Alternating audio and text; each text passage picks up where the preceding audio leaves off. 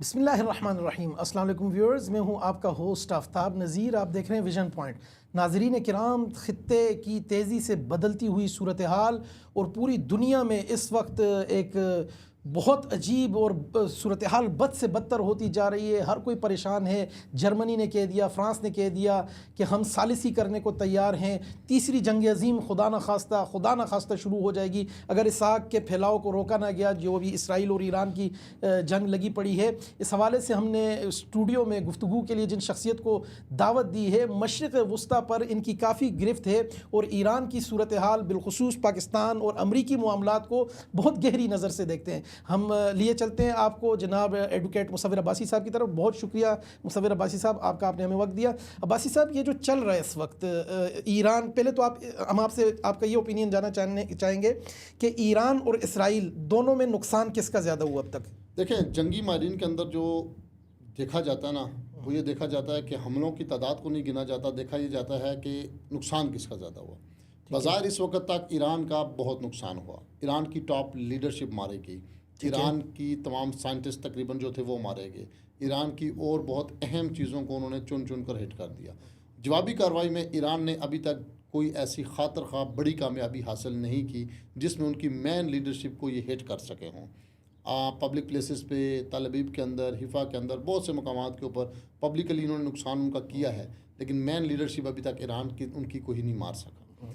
और जंगी माहिरीन के मुताबिक इस वक्त तक सबसे ज़्यादा नुकसान जो है वो ईरान का हुआ है, इसमें कोई डाउट नहीं है। लेकिन इसराइल को, जिसने आज से पहले कभी किसी को पटाखा भी किसी ने उसको नहीं मारा था, उसको भी बहुत पब्लिकली लॉस जो है ना का सामना देखना पड़ा है। वो जो एक इमेज था, वो उसका जो दुनिया के अंदर एक टैक तल का मचा हुआ था कि जी डोम सिस्टम और फलाना और बड़ा महफूज रहेंगे उनके शहर। अब तल अबीब जैसे शहर जिनमें कोई जंग का कंसेप्ट नहीं था, वहाँ भी जाके जो है ना वो टारगेटेड हिट हुए हैं और उसके दूसरे शहरों के अंदर हिट हुए हैं। तो वो जो एक बड़ी ही महफूज इसराइल अपने आप को दुनिया को दिखा रहा था, ऐसा कुछ नहीं है। तो ये कैसे हो गया? ये अगर ईरान के अंदर ये टारगेट्स हिट हुए हैं तो किस तरह से हो गया? मतलब इतने एक्यूरेट टारगेट्स मारना, इसराइल के पास इतनी टेक्नोलॉजी है क्या? देखें, दुनिया में जितनी मर्जी आप टेक्नोलॉजी अपने पास रख लें, जितनी मर्जी आपके पास टेक्नोलॉजी हो, आपके पास एयर टेक्नोलॉजी हो, आपके पास ड्रोन्स टेक्नोलॉजी हो, आपके पास सैटेलाइट टेक्नोलॉजी हो, आप लोगों को ट्रैक कर सकते हो, ह्यूमन इंटेलिजेंस के बगैर ये मुमकिन नहीं है जो ईरान के अंदर हुआ। अच्छा। ईरान के अंदर जो कुछ भी हुआ, ये ईरान की एक, मैं ये कहूँगा, नेग्लिजेंसी है कि उनके अंदर बैठे हुए गद्दार इतने ज़्यादा थे कि वो उनको भांप ना सके, जिसमें सबसे बड़ा किरदार जो है वो इंडिया का है। ईरान इंडिया को अपना दोस्त समझता रहा, ठीक है, और दोस्ती के रूप के अंदर जो कुछ इंडिया ने ईरान के साथ किया वो अब ढका छुपा नहीं रहा। गुलभूषण नेटवर्क जैसे लोग ईरान के अंदर बैठ के पाकिस्तान के ख़िलाफ़ भी काम करते रहे और ख़ुद ईरान के अंदर के ख़िलाफ़ भी काम करते रहे। इस तरह कई और नेटवर्क्स हैं। जितनी भी मालूमात इसराइल को फ्राहम की गई है, उसमें बहुत बड़ा जो एक इम्पैक्ट है और वो है जो है वो हिंदुस्तान का है। अब आप देख लें कि टारगेट सारे अंदर से बनाकर हिट किए गए।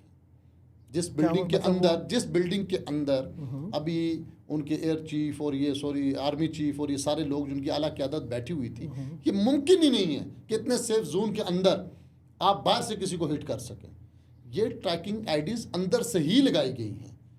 और इसके अंदर देखें ना, आप पाकिस्तान ने जब ग्वादर पोर्ट बनाया तो ईरान ने बाहर में जाके उनको अपने साथ बिठा ले। कई इंडियंस वहाँ बैठे हुए हैं जो उनके ख़िलाफ़ नेटवर्किंग का काम कर रहे हैं। वो सारे इंडियंस इस्तेमाल हुए इसराइलियों के मोसाद के ज़रिए। अब जितने भी एजेंट पकड़े जा रहे हैं, जितने भी लोग गिरफ्तार हो रहे हैं, आप बताएं ना लोगों को कितने ज़्यादा उसके अंदर इंडिया के साथ ताल्लुक है। चीज़ें पकड़ी गई हैं, कोई ऐसे सबूत? इस वक्त तक तकरीबन 100 से ज़्यादा लोग पकड़े गए हैं, जिसमें मोसाद और इंडिया के लोगों के कनेक्शन निकले। अब आप देखेंगे तोई टनल के अंदर से जो ड्रोन्स का पूरा पकड़ा गया है, एक वो जो जा रहा था, ट्रक जा रहा था, जो असेंबल ड्रोन्स थे, वो तोई टनल के अंदर से पकड़े गए हैं। तेहरान के अंदर तोई टनल के अंदर से पकड़े गए हैं। उसके सारे ताने बाने कहाँ मिलते हैं? ये कहाँ से, इसराइल से आए थे ये ड्रोन? नो, ये वहीं ईरान के अंदर असेंबल्ड हो रहे थे। और ईरान के अंदर कौन असेंबल कर रहा था कि तेहरान के अंदर एक और फैक्ट्री पकड़ी गई है 3 मंजिला, जो सिर्फ ये ड्रोन्स प्रोड्यूस कर रही थी, बना रही थी। दिस इज ब्रेकिंग न्यूज़ है ये कि एक फैक्ट्री एक ईरान में फैक्ट्री ईरान के अंदर पकड़ी गई है जहां ये ड्रोन असेंबल्ड होते थे, अंदर से ही असेंबल्ड होके अंदर से ही टारगेट हो रहे हैं। और ईरान की जो खुफिया तो ये इनका एजेंसियां हैं, जो intelligence इंटेलिजेंस नहीं, बहुत बड़ा इंटेलिजेंस फेलियर नहीं है, ब्लंडर है। ईरान जिनको दोस्त समझता रहा और उस पर तवज्जो ही नहीं दी उसकी इंटेलिजेंस ने, वो इनको बर्बाद करके चला गया। अब आप देखें ना, जाएं चेक करें वो लाइसेंस किसके नाम पे था, वो फैक्ट्री किसके नाम पे बनी, उस फैक्ट्री के ताने बाने कहाँ मिलते हैं, किस मकसद के लिए जो है ना वो उसको लाइसेंस या उसको लीगलाइज किया गया, और वहाँ हो क्या रहा था। तो इंटेलिजेंस कहाँ थी ईरान की? सॉरी थी, उनको नहीं पता था यहाँ क्या बन रहा है।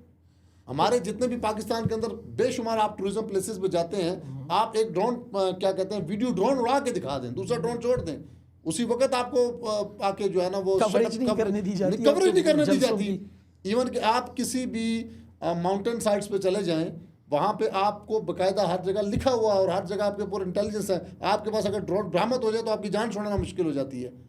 तो वहाँ पूरे पूरे ड्रोन्स असेंबल्ड हो रहे हैं अंदर, और ड्रोन्स भी वो वाले जो कि बम धमाकों के लिए यूज़ होते हैं, आम वीडियो ड्रोन्स नहीं, जो टारगेट हिट करने के लिए यूज़ होते हैं, वो असेंबल्ड हो रहे हैं और ईरान को पता ही नहीं।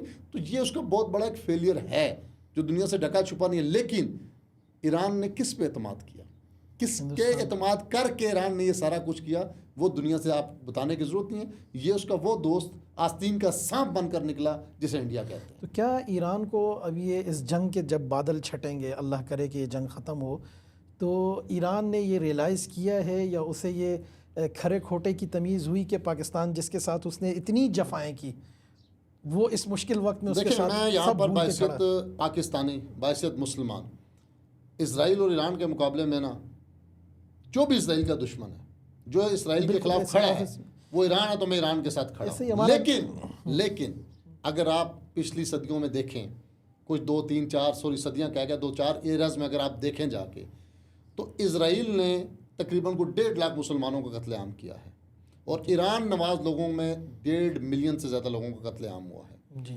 इसराइल की वजह से 5 मिलियन मुसलमान लोगों ने हिजरत की, ईरान की वजह से 15 मिलियन मुसलमानों ने हिजरत की। ईरान को अब ये देखना होगा कि तुमने जिनके साथ मिलकर मुसलमानों की बर्बादी निकाली, आज तुम्हारे साथ कौन खड़ा है। आज इस खित्ते में कौन है ईरान के साथ जो खड़ा है? कौन सा मुस्लिम मुल्क है जो ईरान के साथ खड़ा है? सारी ज़िंदगी तो ईरान उनके खिलाफ इस्तेमाल होता रहा है। ईरान की ज़मीन इस्तेमाल खिलाफ होती रही, ईरान की ज़मीन पाकिस्तान के खिलाफ इस्तेमाल होती रही। गुलभूषण नेटवर्क जब पकड़ा गया, कहाँ से पकड़ा गया, कहाँ से ऑपरेट हो रहा था? ईरान को अब ये सोचना होगा कि दोस्त कौन है, दुश्मन कौन है। अकल के नाखुन लेने होंगे। जिनके खिलाफ वो उन दुश्मनों के कहने पर इस्तेमाल होता रहा, आज वही उसको अंदर से मार रहे हैं। उसको अपना एक अच्छा हमसाया बनना होगा, उसको अपनी पॉलिसियाँ तब्दील करनी होंगी, उसको अपने दोस्त और दुश्मन में पहचान करनी होगी अगर इस खित्ते में रहना है। वरना वो वक्त दूर नहीं कि ईरान को उन्हीं के दोस्तों के हाथों उसको जो है उसकी बर्बादी हो जाएगी। और ये अकल अब उसको आ जानी चाहिए। पहले उसका सदर मारा गया, उससे पहले इस्माइल हानिया को वहीं शहीद किया गया। इनको अभी भी अकल नहीं आई, उस वक्त भी अकल नहीं आई। इस्माइल हानिया शहीद हुए, इनको अकल नहीं आई। इनका अपना प्रेसिडेंट मार दिया गया त्यारे में, इनको अकल नहीं आई, और ये मज़े से बैठे हुए हैं और उन पे एतमाद करके बैठे हुए हैं। अब इनकी तमाम आला क़यादत को मार दिया गया, अंदर से ड्रोन उड़ के गद्दारी की वजह से इनका पूरा सिस्टम कोलैप्स कर दिया गया। अभी भी अगर इनको अकल ना आए तो मेरे ख्याल से फिर ईरान के लिए इन्ना लिल्लाहि व इन्ना इलैहि राजिऊन पढ़ लेना चाहिए। अब्बासी साहब, आप ये समझते हैं कि मौजूदा हालात में चूँकि अंदर से भी काफ़ी मुज़ाहमती तहरीकें उठ रही हैं, आज़रबाईजान वाले लोग एहतजाज कर रहे हैं, वो भी अवामी एक प्रेशर है, कुर्द कर रहे हैं, अरब ईरान के अहवाज़ वाले कर रहे हैं, बलोच कर रहे हैं, तो क्या ये वक्त रजीम चेंज भी हो सकती है? देखिए, मैं इस वक्त रजीम चेंज इसलिए नहीं देख रहा। हाँ, ख्वाहिश ज़रूर है। आज़रबाईजान के साथ ईरान ने क्या किया, ये वो पॉलिसियाँ थी ईरान की साबका कि आज उसके साथ कोई भी नहीं खड़ा। कौन खड़ा है? आज़रबाईजान, जो उनकी मसलकी, मजहबी और हर लिहाज से एक ही है, तारीखी वापसी, वो कहाँ खड़ा है? वो ईरान के ख़िलाफ़ खड़ा है। तमाम खलीजी रियासतें मुसलमानों की कहाँ खड़ी हैं? ईरान के खिलाफ ज़ुबानी बयानात दिए। देखिए, बयानात तो इस गज़ा पे आपके हो रहे तो सारे मुसलमान बयान ही दे रहे थे ना, क्या कर रहे थे आप लोग। लेकिन इस वक्त ईरान को ये सोचना होगा कि उसकी माजी की जितनी पॉलिसियाँ थी वो गलत थी। उसको अपने मुस्लिम ब्लाक के लोगों के साथ प्यार, मोहब्बत और अच्छे ताल्लुकात बनाना होंगे। बैरूनी अकाओं के अंदर बैठकर वो जो प्रॉक्सी वार खेलता रहा है उसको छोड़ना होगा। तब जाके ईरान की सर्वाइवल है। अगर ईरान ने यही तरीक़ाकार अब दोबारा अपनाया तो फिर ईरान को मैं बहुत बुरे हालात देख रहा हूँ। मुसव्विर अब्बासी साहब, मैं अपने आखिरी सवाल की तरफ जाता हूँ। अगर हम एक सिचुएशन क्रिएट करते हैं, ये जंग तवील होती है, तो क्या ये जो मुहाजिरीन, अल्टीमेटली मुहाजिरीन ना तुर्किया जा सकते ना अज़रबैजान, सबसे बड़ी तवील सरहद 900 किलोमीटर पाकिस्तान के साथ है, ये जो मुहाजिरीन की आमद का सिलसिला शुरू होगा, क्या पाकिस्तान वेलकम करेगा या यूएन या दुनिया के जो दीगर बड़े इदारे और क़ुव्वतें ताकतें हैं वो पाकिस्तान को इस हवाले से, ईरानियन मुहाजिरीन के हवाले से सपोर्ट करेंगी? देखिए, इस बारे में मैं सरे 10 अपनी राय दे सकता हूँ जी, कि हमें करना क्या चाहिए। हमने ये काम 80s में अफ़गानिस्तान के लिए अफगान किया था, मुहाजिरीन को लेके किया। जिसकी आज तक हम कीमत भुगता रहे हैं। जी, हमने बहुत नुकसान उठाया है। ठीक है। अगर पाकिस्तान गवर्नमेंट इनको वेलकम करती भी है तो एक स्पेसिफिक एरिया से आगे इनको ना आने दिया जाए। ठीक है, कैंप वहाँ कैंप बन जाए, उनको बिल्कुल वेलकम करें। वो उस वक्त मुश्किल वक्त में, कल हम पर भी मुश्किल वक्त आ सकता है, उस तरह नहीं होना चाहिए कि ये पूरे पाकिस्तान के अंदर फैल जाएं आके। और हम जो पहले एक ख्वारिजियों के ख़िलाफ़ दहशतगर्दी लड़ रहे हैं, हम नए सिरे से जो है ना वो अब एक लोग जो हैं वो देखें, जब कोई माइग्रेट होकर आता है ना तो वो बेचारा बड़े बुरे हालात में होता है। ठीक है। तो उसकी जो मुआशी हालात होती हैं वो इतने ख़राब होते हैं कि वो आसानी से इस्तेमाल हो जाता है। ठीक है। मैं ये नहीं कहता कि वो बिक जाता है, या मैं नहीं कहूँगा ऐसे अल्फाज नहीं, लेकिन वो आसानी से इस्तेमाल हो जाएगा। तो क्या अब हम इसी काम पे लगे रहेंगे? हम पाकिस्तान की तरक्की के बारे में नहीं सोचेंगे?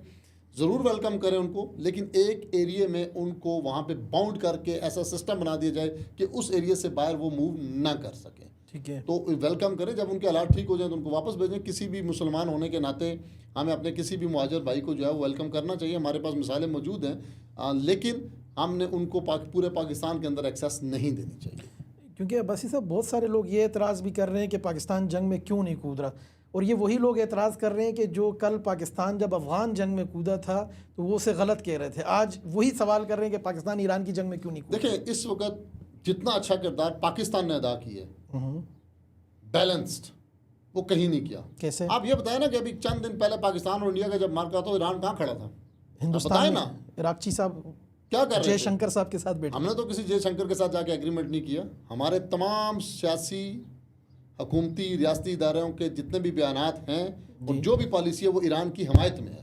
जी, ऐसे ही है। हम ईरान की तरह बेवकूफ़ों वाले काम नहीं कर रहे जो वो पहले माजी में करता रहा। ठीक है। हम भी कर सकते थे, लेकिन हमने नहीं। हमने स्कोरिंग नहीं की। हमने जो हक था उसके साथ खड़े, और ये पाकिस्तान की सबसे बेस्ट पॉलिसी है। मैं तो आज बल्कि मुनाफ फजल रहमान साहब का भी बयान दे रहा था कि कुछ भी हम ईरान के साथ खड़े हैं। ऐसे ही है। ठीक है। तो बात यह है कि पाकिस्तान की आवाम और पाकिस्तान की गवर्नमेंट की तमाम हमदर्दियाँ ईरान के साथ हैं, लेकिन कब तक? ईरान भी तो कुछ दिखाए ना। ईरान को भी चाहिए कि आप अकल के नाखून ले और आगे बढ़े। तो इसकी सबसे बड़ी मिसाल हमारे इस वक्त आर्मी चीफ अमेरिका के अंदर कहाँ बैठे हुए हैं? जी, उनके वो सेंट्रल कमांड के अंदर बैठे हुए हैं। तो ये सारी चीज़ें इस खित्ते के लिए हो रही है ना जी। तो इससे बड़ी डेवलपमेंट आप और क्या देखते हैं कि एक तरफ खित्ते के अंदर जंग लगी हुई है और दूसरी तरफ हमारे सेंट्रल कमांड के अंदर हमारा आर्मी चीफ जो है वो वहाँ बैठ के जो है ना उनको डिफेंड कर रहा है और अपने तमाम मामला को क्लियर कर रहा है। तो आप और क्या फतह देखते हैं? ठीक है, बहुत शुक्रिया जनाब मुसव्विर अब्बासी साहब। नाज़रीन किराम, आपने देखा इंतहाई महदूद और कलील वक्त में इंतहाई जामे मुदल्लल अंदाज से पूरा मुकद्दमा और पाकिस्तान का किरदार मुसव्विर अब्बासी साहब ने हमारे सामने रखा। आपकी जो भी आरा, तजावीज़ या मशवरे हों कमेंट सेक्शन में आके दीजिए। इंशाअल्लाह हम अब्बासी साहब से दोबारा वक्त लेंगे और आपके सवालात इनके सामने रखेंगे। देखते रहिए विजन पॉइंट।